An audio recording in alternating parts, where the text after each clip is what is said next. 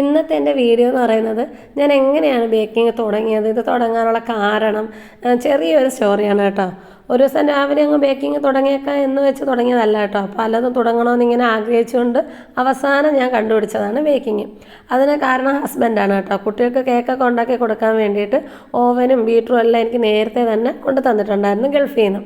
അന്നൊന്നും എൻ്റെ മനസ്സിൽ ഇങ്ങനെ ഒരു ബിസിനസ്സിനെ കുറിച്ച് അറിയത്തുമില്ല. ഇതിൻ്റെയൊക്കെ ഡീറ്റെയിൽസ് വീഡിയോ യൂട്യൂബിലോ ഞാൻ കണ്ടിട്ടുമില്ല.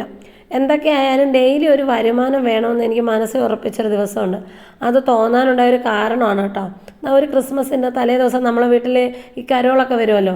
അങ്ങനെ എൻ്റെ വീട്ടിൽ ഒരു 6 വർഷത്തിന് മുമ്പ് എനിക്ക് ക്രിസ്മസിൻ്റെ കരോൾ വന്നു. അവർ പാട്ടും ഡാൻസൊക്കെ കളിച്ചുകൊണ്ട് നിൽക്കുന്നു. എൻ്റെ മക്കളതൊക്കെ കണ്ട് നല്ലപോലെ ആസ്വദിച്ച് നിൽക്കുകയാണ്. പക്ഷേ അവർക്ക് കൊടുക്കാൻ എൻ്റെ കയ്യിൽ 1 രൂപ പോലും ഇല്ല. പക്ഷേ എന്ത് ചെയ്യണമെന്ന് പോലും അറിയാൻ വയ്യാതെ ഞാൻ നിന്ന നിമിഷം ഞാൻ പൂജാമുറിയിൽ ഒരു വഞ്ചി ഇരിപ്പുണ്ടായിരുന്നു. ആ കുട്ടികൾ കാണാതെ ഞാൻ ആ വഞ്ചി എടുത്തുകൊണ്ടൊന്ന് പൊട്ടിച്ച് അതിൽ കിടന്ന കുറച്ച് നാണയം അത് മാത്രം ഞാൻ ആ കുട്ടികൾക്ക് വാരി കൊടുത്തു.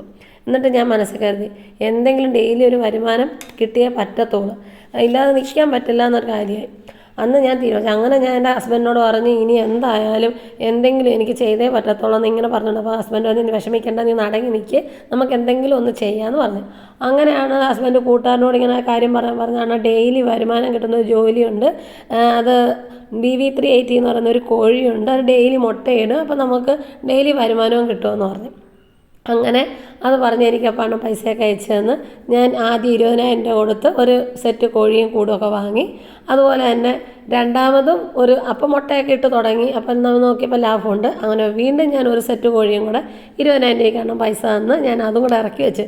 പക്ഷേ ആ ബിസിനസ് വല്ലാണ്ട് മുന്നോട്ട് പോയില്ല, പൊട്ടിപ്പോയി.